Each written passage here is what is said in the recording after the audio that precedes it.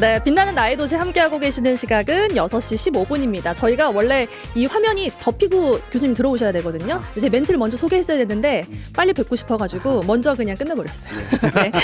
네, 빛나는 당신 시간입니다. 오늘 두 번째 손님 박구영 교수님 모셨습니다. 안녕하십니까? 네, 반갑습니다. 네. 박구영입니다. 네, 앞서서 저희가 이제 방송 전에 교수님께서 여기 앉으셔가지고 네. 첫 번째 빛나는 당신은 시장님이었고 두 번째 손님은 누구인가요? 라고 하셨잖아요. 네네. 두 번째 손님인데 아, 저일 거라 생각 꿈에도 못했어요. 소감이 어떠신가요? 네. 약간 당황스럽긴 한데요. 네. 사실 이 프로그램 이름이 지금 새로 만들었잖아요. 네. 새로 만들었는데 빛나는 나의 도시. 근데 우리 아나운서 네. 이름이 빛나잖아요. 맞아요. 아, 너무 이게 빛나는 것 같습니다. 네, 교수님도 네, 빛나십니다. 축하드립니다. 네, 아유 감사합니다. 네, 전남대 철학과 박구영 교수님과 함께하도록 하겠습니다. 요즘 바쁘세요, 굉장히. 네, 바쁜 편입니다. 저보다 방송을 많이 하시는 것 같더라고요. 네, 어쩌다 보니까 그렇게 됐습니다. 네, 요즘 참 안 좋은 일로 사실 시끄러운 요즘인데요. 네. 뭐 금남로에서도 연일 탄핵 찬반 시위 집회 일어나고 있고 교수님 혹시 금남로 가보셨어요? 일단 저는 내란이 일어난 뒤로는 주로는 서울에서 집회에 네. 주로 참여했는데요. 지난번 세이브 코리아 그러니까 극우 탄핵 반대 집회 열릴 때만 네. 그때만 광주 집회에 참여했었습니다. 아, 네. 맞아요. 제가 그 얘기를 좀 하고 싶었는데 사실 그게 그때 이제 찬반 집회가 5.18 광장에서 열렸다는 것 자체가 네. 굉장히 광주 전남 시민분들께는 좀 참담한 기분이 들었을 일이잖아요. 그렇죠. 한쪽으로는 참담하다는 표현도 있고 또 다른 쪽으로는 광주까지 두려움도 있죠. 네. 네, 두 가지가 겹쳐지는 집회였고 네. 저는 사실은 그 두 가지 집회를 이렇게 횡단해서 지나가 봤는데 마지막에 제 이름이 나오더라고요. 극우 집회에서. 오, 네, 뭐라고 하시더라고요? 나쁜 사람이라고. 아유, 이렇게 뿔이 그려져 있고 예, 이랬나요? 예, 제 뿔이 그려져 있고 그래서 네. 깜짝 놀랐습니다.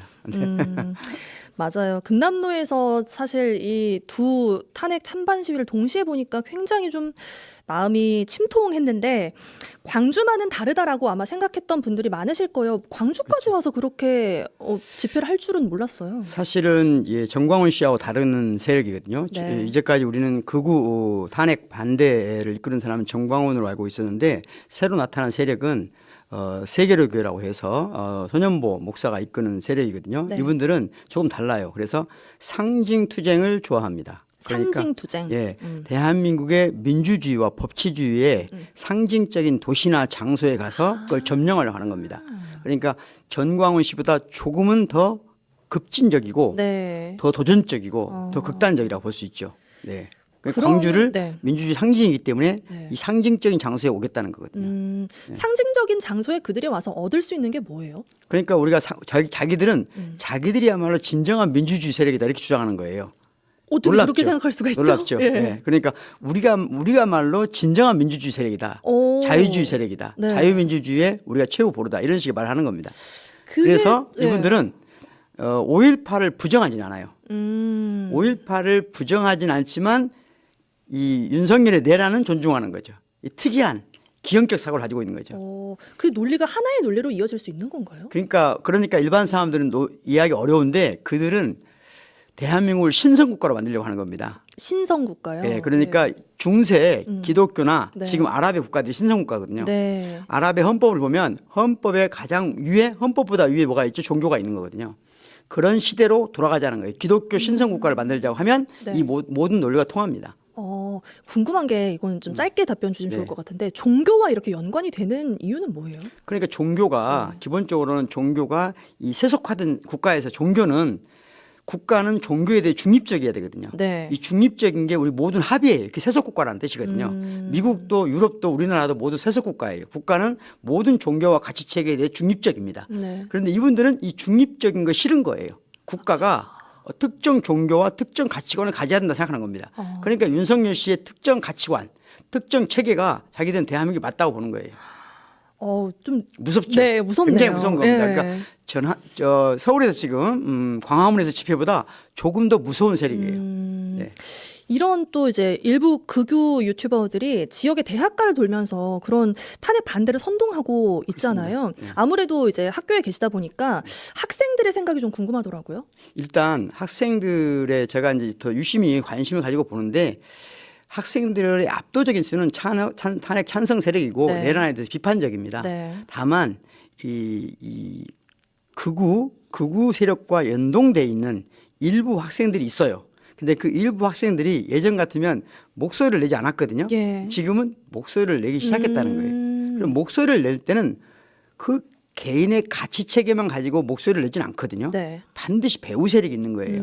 그 배우 세력에 방금 말씀드린 것처럼 네. 특정 종교 집단이 있다는 거예요. 그럼 약간 샤이 세력이었다가 내 네. 편이 좀 맞네 해서 좀 드러낼 수 있는 조직화돼 건가요? 있죠. 조직화돼. 조직화됐고 배후에서 일정한 조직을 움직이고 있다고 봐야죠. 어. 개인은 다수가 네. 탄핵을 찬성하고 있고 내란을 비판하고 있는데 거기 자기 입장을 낸다는 건 그런 입장을 가지고 있다 하더라도 실제로 어려운 거예요. 누군가 배우 조직이 있어야만 네. 가능하거든요. 조직화되어 있다고 하니까 더 좀 무섭게 느껴지네요. 무섭죠. 네. 예. 또 극우 유튜버 이야기 나온 김에 보니까 이제 전라도 출신의 극우 유튜버들, 네. 그러니까 출신지가 좀 주목되는 것 네네. 같아요. 그렇게 되는 이유는 뭔가요? 일단 네. 제가 출신지로 네. 그 사람들을 특징을 말하는 건 저는 반대예요. 저는 그래서 극우 유튜버들 중에는 네. 경상도 출신도 있고 전라도 네. 출신도 있고 충청도 출신도 있고 이건 제가 보기에는 큰 문제는 안 된다고 네. 봅니다. 제가 단언컨대 네. 제가 이번 내란 이후에 전국을 돌아다녔거든요. 예. 전국에 강연을 하고 다녔고 전국 집회에 다녔는데 그때마다 깜짝깜짝 놀라는 게 있어요. 광주 출신, 네. 전라도 출신이 대한민국 민주주의의 신경망에 곳곳에 중요한 역할을 하고 있다. 사실은 예를 들면 민주당 예만 들더라도 광주가 민주당의 심장이라고 할 수 있잖아요. 네. 그런데 지금 척추에 해당되는 건 경기도거든요. 예. 경기도에 가서 보면 깜짝 놀랍니다. 민주당이 중요한 역할을 하는 대부분의 사람들이 많은 분들이 전라도 출신입니다. 네. 그걸 믿으시면 좋을 것 같아요. 일부 네네네. 언제나 어느 곳에나 악마적 성향을 가진 사람이 있게 마련이고 예. 그런 사람들이 출연할 때 조금 인내심을 가지고 볼 필요가 있다. 네. 물론 그런데 이제 그렇게 출신지를 부각해서 얻을 수 있는 건 뭘까라는 생각이 들더라고요. 그게 이제 지역적으로 말하자면 광주를 허물려고 하는 거거든요. 광주가 가지고 있는 상징적 어떤 그 핵심을 네. 제거하려고 하는 요소죠. 그러니까 저희가 그게 휘말리면 안 된다는 거예요. 아. 예. 그래서 오히려 출신별로 그걸 말하는 걸 안 하는 게 좋다는 거예요. 오히려 그게 휘말리는 거다. 그렇죠. 네. 예. 알겠습니다.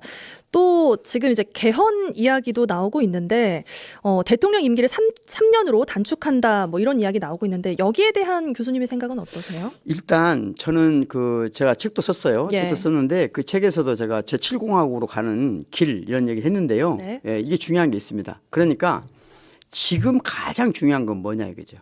지금 가장 중요한 것은 내란을 종식시켜야 되잖아요. 네. 그러면 내란을 종식시킨다는 건 무슨 의미인가? 첫째, 탄핵이 돼야 되겠죠. 탄핵되었다고 해서 내란이 종식된 게 아니에요. 예. 왜냐하면 이 내란은 다른 내란하고 달라요. 집권 세력의 내란이거든요. 따라서 지금 여전히 탄핵이 된 뒤에도 윤석열 전 대통령이 예를 들어 탄핵된 뒤에 예. 대통령이 임명한 사람들이 공적 권력과 정치적 권력을 모두 장악하고 있습니다. 다시 말하면 우선 내란을 종식시키는 게 가장 중요하고 그러기 위해서는 첫 번째 그들로부터 공적 권력과 정치적 권력을 완벽하게 뺏어와야 돼요. 예. 그때 이후에만 저는 개헌에 관한 논의를 하는 게 정당하다. 그 이전의 개헌에 관한 모든 이야기는 사실은 내란은 암묵적으로 동조할 수 있다. 그래서 개헌 논의는 지금 하는 사람들은 자신의 정치적 이익을 위해서 내란을 종식시키는 것보다는 내란을 연장시키는 데 기여하는 것이다. 저는 그렇게 비판합니다. 그러니까 뿌리를 뽑지 않으면 계속 자라난다 뭐 그렇죠. 이런 이 말씀이시죠? 그러니까 뿌리를 확실히 뽑은 다음에 네. 개헌하자. 다음 정부는 개헌으로 가는 정부가 될 거예요. 근데 그 논의 자체가 네. 정부가 탄생한 다음에 해야 된다는 네. 겁니다. 지금은 순서가 아니다. 그렇죠. 지금은 우선순위가 아니다. 이렇게 정리할 수 있을 것 같고 제가 먼저 얘기하려고 했는데 이제 살짝 네. 말씀하셔가지고 교수님 신간이 나왔어요. 저희가 네. 갑자기 이제 책 소개 코너가 된 것 같은데 네, 교수님이 이 네. 책을 12월에 내셨잖아요. 예, 12.3 계엄 이후에 내셨습니다. 그래서 저도 오늘 만나서 이야기 나누기 전에 궁금해서 좀 읽어보려고 샀는데 빛의 혁명과 반혁명 사이라는 제목이에요. 일단 이야기 나누기 전에 사인을 제가 한 장 좀 받을 수 있을까 싶어서 펜도 준비해왔습니다. 아, 그래요? 네. 사인 한번 해볼까요? 네, 사인 한 장 이 부탁드립니다. 책의 핵심은 대한민국 민주공화국이잖아요. 예. 공화국이란 말에 사람들이 무슨 뜻인지 모르거든요. 네. 민주란 말은 알잖아요. 민주는 무슨 말이냐면은 민주는 다시 말하면 국민이 예. 시민이 네. 백성이 주인이란 말, 주권자란 네. 말이거든요. 네. 그럼 공화국이란 무슨 뜻일까? 공화국이란 사람 잘 몰라요. 네. 공화국이란 원래 말 그대로 하면 공동의 것은 공동의 것으로. 이게 공화국이에요. 네. 다른 말로 하면 국민의 것은 국민의 것으로, 네, 네. 광주의 것은 광주의 것으로, 예. 청년의 것은 청년의 것으로, 개인의 것은 개인의 것으로, 네. MBC의 것은 MBC의 것으로. 이게 공화국의 논리예요. 네. 그런 맥락에서 제가 사인을 이런 식으로 한번 해보겠습니다. 하시는 동안 제가 설명을 조금 해주세요. 네, 네. 설명을 네, 드리면 두 가지를 하셔야 되니까 지금 이 책의 내용에 한국 사회의 세 가지 혁명적 사건이 나옵니다. 동학농민운동, 그리고 3.1운동, 5.18 민주화운동 이 세 가지를 들어서 이번에 내란 사태가 실패할 수밖에 없었던 이유에 대한 이야기를 하더라고요. 저도 그 구절을 굉장히 좀 인상 깊게 봤는데 49페이지에 나와 있어요. 제가 책 궁금하신 분들을 위해서 살짝 읽어드리면 촛불혁명에 대한 윤석열의 반혁명이 성공하려면 과거에 희생한 선조들을 모두 이겨야 한다라는 구절이 전 굉장히 인상 깊더라고요. 네. 네. 그래서 사실은 우리 역사에서 일단 사인 고맙습니다. 고맙습니다. 네. 우리 역사에서 오늘을 있게 한 위대한 혁명이 세 번 있었다는 거거든요. 네. 첫 번째 혁명은 동학농민전쟁이에요. 예. 왜 동학농민전쟁이 중요하냐면요. 우리 역사에서 처음으로 민주를 얘기한 거예요. 백성이 주권자라고 하는 것을 처음 얘기한 겁니다. 네. 하지만 실현되지 않았잖아요. 네. 대한제국이 나왔어요. 대한제국이 왔고 일본에 의해서 대한제국도 멸망했습니다. 그때 3.1운동. 3.1운동 때 우리가 뭐 했죠? 만세운동 불렀잖아요. 이 만세를 제가 이때 알았는데 이번에 처음 알았는데 네. 연구를 해보니까 우리나라 사람만 온 국민이 어디서나 만세운동을 할 수 있습니다. 다른 나라는 안 되나요? 제가 헝가리도 가고 독일도 가서 네. 해봤거든요. 네. 못합니다. 왜냐하면 그 사람들은 금지도 이게 있어요? 만세예요. 만세가 아니라 항복이에요. 말로는 만세를 할 수 있지만 네네네. 손으로는 못해요. 항복행위예요. 유럽 사람들한테는. 네네. 아시아 사람들은 원래 황제를 아련할 때 하는 겁니다.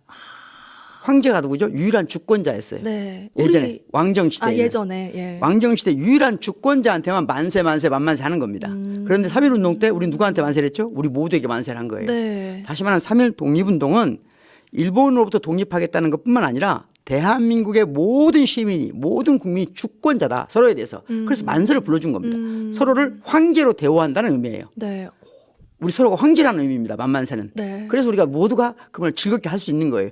그래서 3.1 독립운동이 있자마자 우리가 뭘 했죠? 상해에 대한민국이 생긴 거예요. 네. 대한제국이 아니고. 네네. 대한민국, 대한제국의 망명정부가 아니라 대한민국의 임시정부가 만들어진 거예요. 그렇지만 실현되지 않았다가 예. 이때 가장 중요한 게 뭐냐. 3.1 독립운동 때 만세운동을 부리면서 법치주의를 파괴하지 않았다는 거예요. 예. 이게 역사에서 세계 역사에서 없는 거거든요. 그걸 가장 극적인 고통 상황 속에서도 광장 민주주의가 가장 아름답게 싹 피었을 때 핀 곳에서 법치주의를 파괴하지 않은 세계 유일한 사건이 5.18 광주 민주항쟁인 거예요. 네. 그리고 5.18 광주 민주항쟁이 있었기 때문에 지난번 촛불혁명과 이번에 빛의 혁명이 있을 수 있었다 네. 하는 게 저의 이론적인 조금 네. 어렵게 써져 있지만 그런 내용입니다. 너무 좋습니다. 책을 한 번에 좀 정리를 해주신 기분이 드는데 이념적인 갈등은 늘 있었지만 그렇죠. 사실 제가 느끼기에 모든 분이 느끼시겠죠.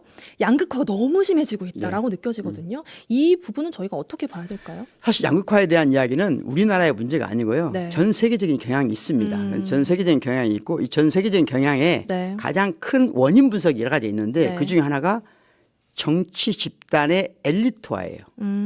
특정 집단 엘리트화된다는 거죠. 그러니까 정치인이 직업화돼 있고 그 네. 직업이 엘리트화돼 있다. 네. 저희 나라는 그런 유럽이나 미국과는 조금 다른 현상입니다. 조금 다른 현상이고 우리 정치적 양극화에 막 진입했는데 네. 양극화가 문제가 뭐냐면요. 우리가 공동으로 삶을 구성하고 조율하겠다는 합의회에서 한 나라의 구성원 살아가는 거거든요. 서로 최소한의 신뢰가 있어야 돼요. 네. 그러니까 불특정 타인에 대한 처음 만났지만 최소한의 신뢰가 있어야 그 나라가 복지도 잘 되고 인권도 잘 지켜지는 나라가 되는 거거든요. 네. 그런데 정치 양극화되면 그게 잘 안 되는 거예요. 그리고 이번 내란이 그걸 극단적으로 몰아간 거거든요. 예. 그래서 저는 이 내란의 마지막 종식은 뭐냐. 헌법 파괴 세력으로부터 정치적 공적 권력을 완전히 빼앗고 그런 다음에 이 헌법을 존중하는 모든 대한민국의 국민과 시민이 최소한의 공통된 믿음, 합의 그걸 다지는 네. 그런 5년의 새로운 정부가 네. 탄생하길 바라는 겁니다. 지금 큰 틀의 이야기 해주셨어요. 네. 정치인 얘기도 나오고 양극화 이야기도 나오고 그러면 이 방송을 보는 우리 시민분들이 뭔가 내가 그 믿음을 회복하기 위해서 내가 당장 뭔가 어떤 마음가짐을 갖고 대응해야 되나 이런 부분도 사실 굉장히 필요하거든요. 일단은 제가 생각하기에 우리가 너무 일상이 각박해요. 지금. 그러니까 이게 양극화의 핵심 뿌리로 가보면 외로움이 있는 거거든요. 외로움이 많아지면 많아질수록 사람들은 아주 극단적인 예를 하나 들어볼까요? 조금 엉뚱한 얘기긴 한데 네. 예전에 절에서 수녀님, 절에서 수녀님 이상하네. 절에서 네. 스님, 네. 또는 비구 스님 또는 성당에 가면 수녀님 이분들이 일찍 주무시잖아요. 네. 일찍 주무시고 일찍 일어나거든요. 네. 근데 최근에는 유튜브 때를 오래 보던데 밤늦게. 어. 예전에는 텔레비전은 안 틀고 빨리 잤는데 네, 네. 그러다 보니까 스님들조차도 네. 신문인들조차도 정치적으로 양극화된 경향이 있어요. 그리고 위험성이 있어요. 예. 이걸 극복하는 유일한 방법은 일상적인 대화, 일상적인 친밀성을 복원해야 됩니다. 다시 말하면 혼자 외롭게 있으면 안 돼요.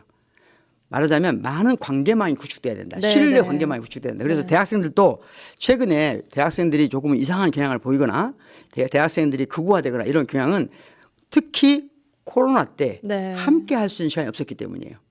지금도 이 양극화를 극복하고 이 극단적인 세력과 싸우려면 가장 중요한 게 누구냐? 옆 사람과 친하게 지내자. 일상적인 친밀성의 세계를 회복하자. 네. 이게 저는 가장 중요하다고 생각합니다. 알겠습니다. 가족끼리도 친하게 네. 지내고 친구가 나도 친하게 지내고. 네. 관계 회복까지 이야기를 해주셔서 좀 뭐 생뚱맞다고 하셨지만 저는 굉장히 어떤 맥을 짚는 이야기라는 생각이 들었습니다. 또 저희 화요일 방송에서 이제 금남로의 의미 이야기하시면서 광주 정신 말씀했던 것도 네. 굉장히 기억에 남고요. 저희가 또 시간 되면 다음번에 또 한번 모셔서 말씀을 그래요. 더 길게 듣도록 하겠습니다. 네. 전남대학교 철학과 박부영 교수님이었습니다. 네. 오늘 나와주셔서 고맙습니다. 네, 초대해 주셔서 감사합니다. 네.